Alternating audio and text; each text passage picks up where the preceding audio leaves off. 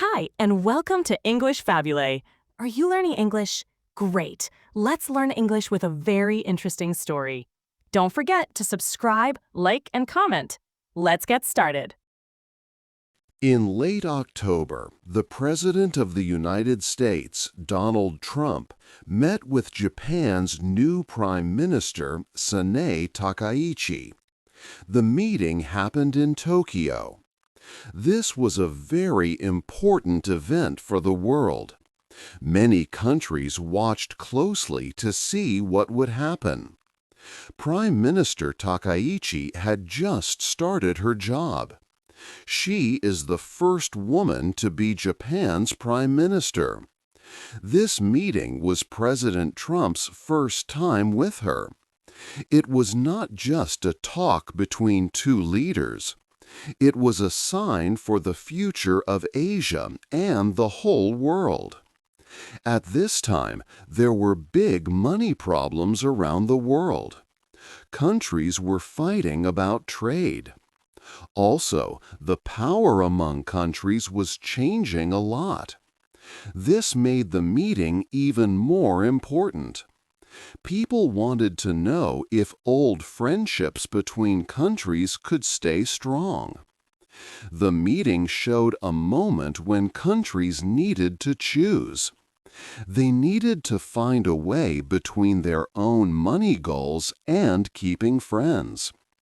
China's power was also growing, and this was a big topic. Every handshake and every promise at the meeting had a large meaning. World leaders, money markets, and many people waited to see the results. Could the friendship between the United States last? How would countries find a balance between keeping their economy safe and keeping the world stable? This meeting was a big test for the friendship between the two countries. It was also a test for the future of Asia. The world needed answers to these important questions. 2. The two leaders. Sanae Takaichi became Japan's first woman prime minister on October 21, 2025. She is 64 years old. Her election was a big moment for Japan. Many people see her as a strong leader with clear conservative ideas. She once worked with the former Prime Minister Shinzo Abe. Takaichi believes in strict rules for things like immigration and does not support same-sex marriage. She also visits the Yasukuni Shrine, which some people find controversial. But Prime Minister Takaichi has a surprising side. In college, she played drums in a heavy metal band. She still enjoys rock music from groups like Deep Purple and Iron Maiden. She has even sung rock songs on TV. She also likes motorcycles and cars. These interests show a different, less serious part of her personality. However, her new government at home is not very strong. Her party, the Liberal Democratic Party, lost a key partner, Komeito, right after she won. This happened because of her strong views and some money problems in her party. She quickly formed a new government with the Japan Innovation Party. This new group has only a very small number of extra votes in Parliament. This means her government is not very stable in Japan. She needs good news from outside Japan to help her at home. Meanwhile, President Donald Trump of the United States was on a big trip through Asia. The meeting in Tokyo was his second stop. He had just come from Malaysia. His main goal on this trip was to push his America First plan. This plan means he wants other countries to do more for America, especially on trade and defense spending. He often uses high taxes on imported goods to get countries to agree with him. This meeting with Prime Minister Takaichi was very important for President Trump. After Japan, he was scheduled to meet China's leader, President Xi Jinping, in South Korea. The world was watching closely to see what would happen with China. By meeting with Japan's new leader and getting strong support, President Trump aimed to show America's power and unity with its allies before his big talks with China. He wanted to make sure Japan was on his side. 3. The meeting place. The important meeting happened in Tokyo. President Donald Trump arrived at the Akasaka Palace. It was a very beautiful building, like a grand European palace, standing proudly in the heart of Japan's capital city. The sun shone as President Trump's cars pulled up to the entrance. Prime Minister Sanae Takaichi was there, waiting to greet him. Their meeting began with a formal welcome and a handshake. President Trump noticed her strong grip. He quickly told her that she had a very strong handshake, a detail that mattered to him for first impressions. The two leaders then posed for official photographs, standing side by side. After the pictures, they went inside the Grand Palace to begin their important talks. One of the first topics they spoke about was the late Prime Minister Shinzo Abe. Abe had been a close and good friend to President Trump. Trump shared some warm memories of his time with Abe, remembering their strong connection. He expressed his belief that Prime Minister Takaichi would also be a great leader for Japan. He also made sure to congratulate her on becoming Japan's first woman prime minister, calling it a big deal for the country and for history. As their discussion continued, Prime Minister Takaichi presented President Trump with a very special gift. It was one of Shinzo Abe's personal golf clubs. This gift carried deep meaning. It was meant to remind President Trump of the many hours he had spent playing golf with Abe, which had helped build a strong personal friendship between them. By offering this gift, Takaichi showed her hope to create a similar close bond with President Trump.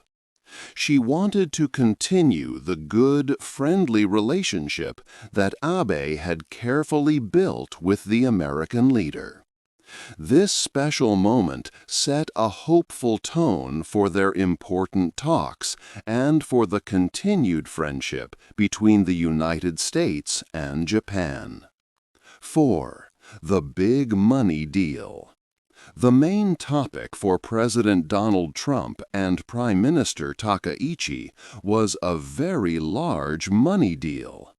Japan had agreed to invest $550 billion in the United States. This huge sum was meant for American businesses and projects. It represented more than 10% of Japan's total economy for a whole year. In exchange for this massive investment, the United States made a key promise. America would lower its special taxes, known as tariffs, on many Japanese products. These tariffs mostly affected Japanese cars and electronics. Earlier, the U.S. had threatened to put 25% taxes on these goods, which would have been very bad for Japan. Now, the taxes were reduced to 15%. While still higher than what some other friendly countries paid, this change helped Japanese companies stay strong in the American market. The agreement also included Japan buying more American farm goods like corn and soybeans, and also committing to buy liquefied natural gas from the U.S. for $7 billion each year. However, this agreement was seen as highly unusual and risky for Japan. The United States government, led by President Donald Trump, who is the current president of the U.S., would decide exactly where the $550 billion was spent. An American investment committee would suggest different projects. Then President Trump would give his final approval. This meant that the Japanese funds would go to American construction workers and industries, all directed by Washington. This level of control by one country over another's investment was not common. From Japan's point of view, this structure created significant dangers.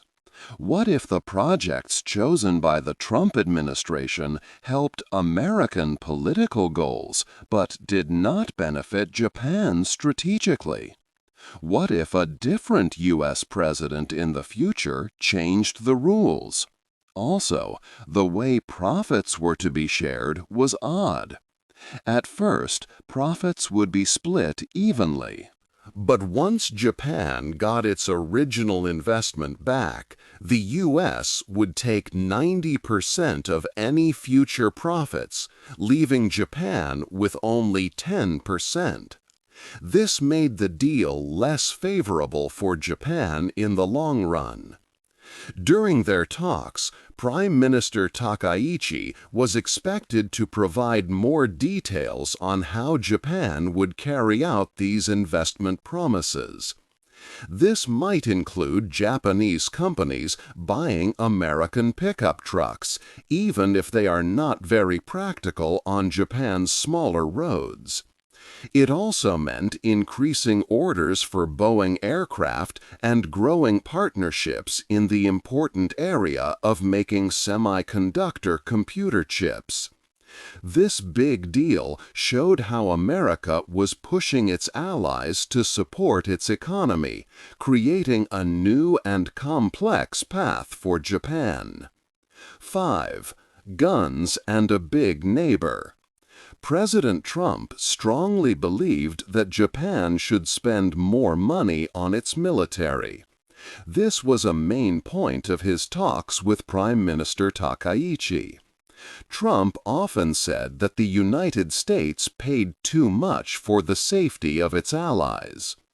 Prime Minister Takaichi understood and agreed.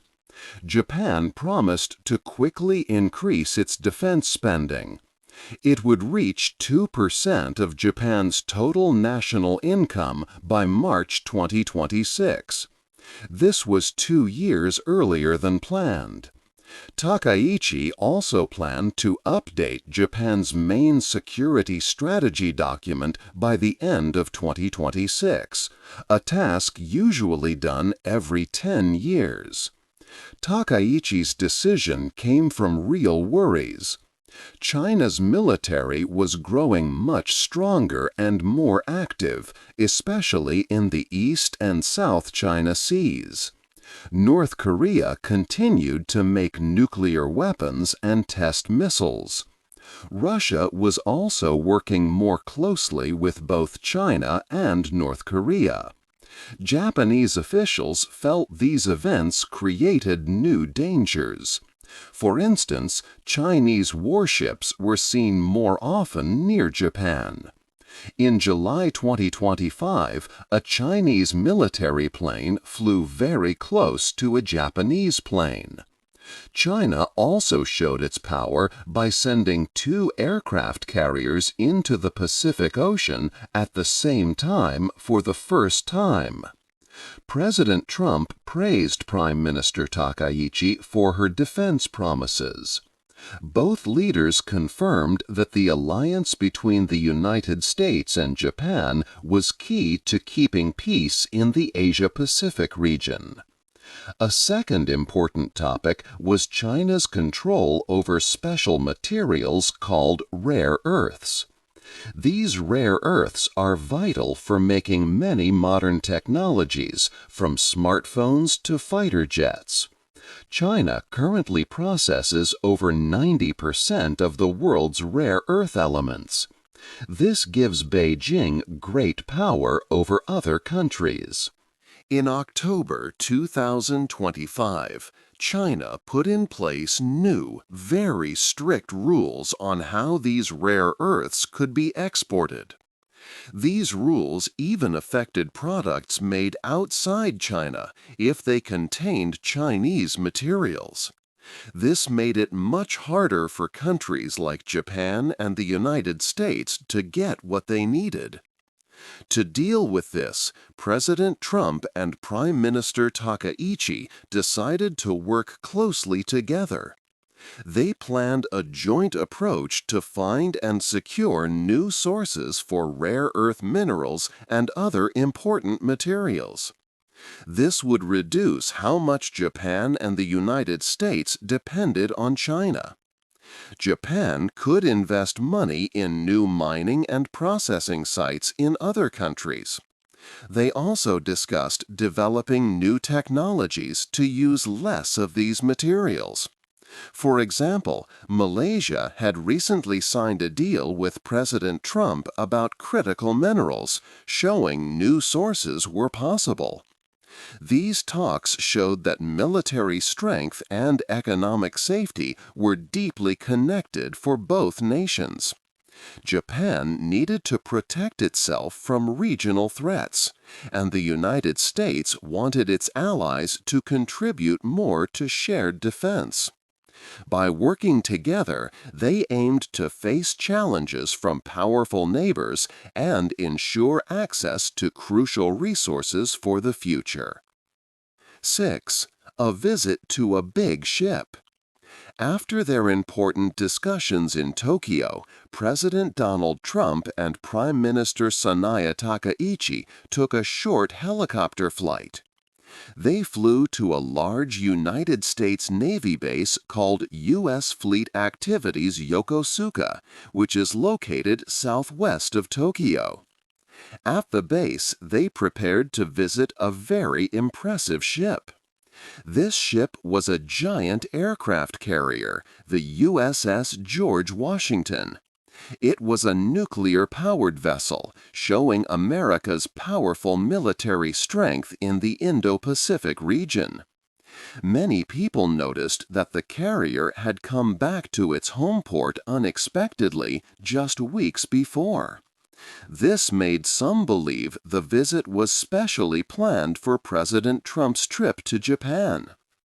President Trump and Prime Minister Takaichi began a tour of the huge ship. They saw different parts of the carrier. Afterwards, President Trump gave a speech to many people. About 2,000 sailors and Marines were there, standing on the ship's deck. He spoke about their hard work and the importance of the strong friendship between the United States and Japan. This friendship was key to keeping peace and safety in the area. Prime Minister Takaichi stood right beside him, showing the close partnership between their two countries. The visit to the USS George Washington was a very powerful symbol. It showed America's military strength in Asia and its commitment to its allies.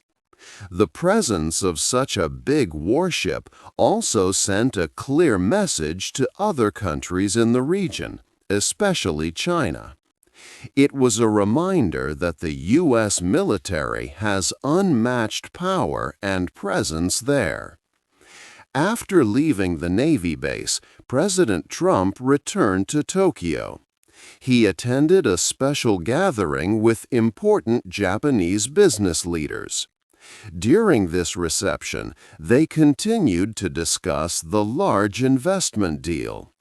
The talks focused on how Japan would invest $550 billion in the United States and turn these big promises into real projects and timelines. 7. What it really means. The meeting between President Trump and Prime Minister Takaichi was more than just a talk. Many people thought about the strong friendship between President Trump and the former Japanese Prime Minister Shinzo Abe. Mr. Abe worked very hard to build a special bond with Trump. He gave Trump gifts like golf clubs and played golf with him many times. This helped Japan keep good relations with the United States. Some people even thought Mr. Abe tried too hard to please President Trump. Now, Prime Minister Takaichi hoped to build a similar bond. She gave Trump one of Abe's old golf clubs, a special gift that showed she wanted to follow in Abe's footsteps. Then there was the big money deal. Japan promised to invest $550 billion in the United States. This was a huge amount, more than 10% of Japan's total money made in a year. The U.S. government, under President Donald Trump, would decide where this money would go. Japan had little say in this. Many people in Japan and around the world saw this as more than a simple investment. They believed Japan had to pay this money. It was a way to avoid America putting very high taxes, called tariffs, on Japanese goods, like cars and electronics. If Japan did not agree, these high taxes would hurt its economy very much. So it felt less like a smart investment for Japan and more like a payment to avoid bigger problems. Also, once Japan got its money back, the United States would take 90% of the profits and Japan only 10%. This made the deal seem very unfair to some. Both leaders also faced problems in their own countries. Prime Minister Takaichi's government in Japan was very weak. Her group of parties had only a few more votes than the other side in Parliament. Her main partner party left her before the meeting because they did not like her strong conservative ideas and money problems in her party. She needed this meeting with President Trump to go well. A good meeting could make her stronger at home. But if it went badly, her government could easily fall. President Trump, as the current President of the United States, also had his own challenges. His policies, especially the tariffs, made money problems around the world. People worried about a big trade war with China. This could hurt the global economy. President Trump wanted to show everyone that he was a great deal maker. But some of the deals he made in other countries were not very clear. He needed good news from Japan before his important meeting with China's leader later that week. He also faced some criticism because his way of dealing with other countries, focusing on single deals, was making traditional friendships weaker. He wanted quick results, and personal friendships could not always make up for big financial demands. So, the meeting was important for both leaders to solve problems at home and show strength to the world. But it also showed how money and friendship were mixed in a new way of global politics. 8. What happens next? Other countries in Asia watched the meeting closely. South Korea was interested because it also had talks with President Donald Trump. They wondered if Japan's deal was better than theirs. Countries in Southeast Asia saw Trump's visit as good, but his trade agreements with them were not very clear. China's leaders spoke carefully. They hoped for good relations with Japan, but also gave warnings. Everyone knew that Trump would meet China's leader Xi Jinping next.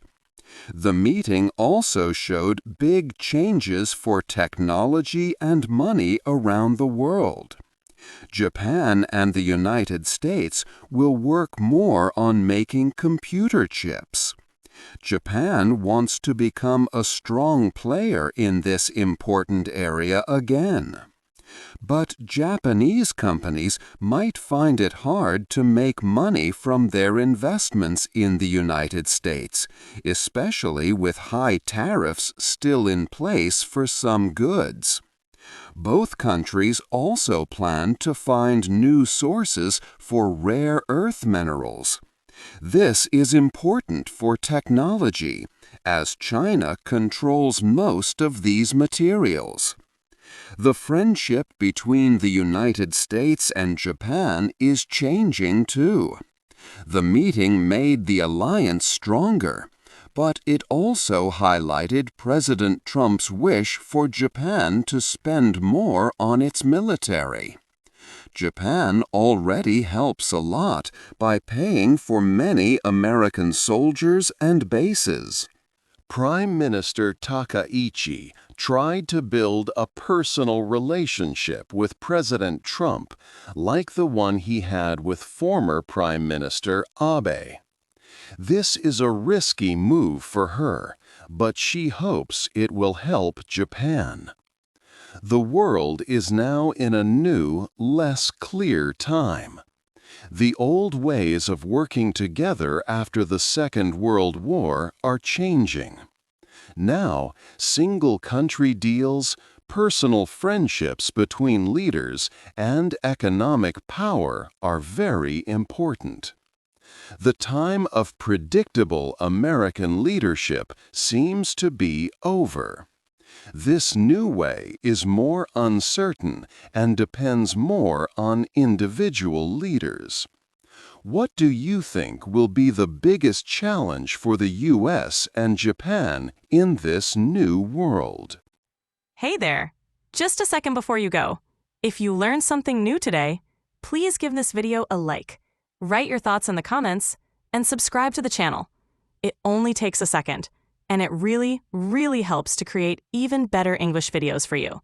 Your support means the world. Thank you.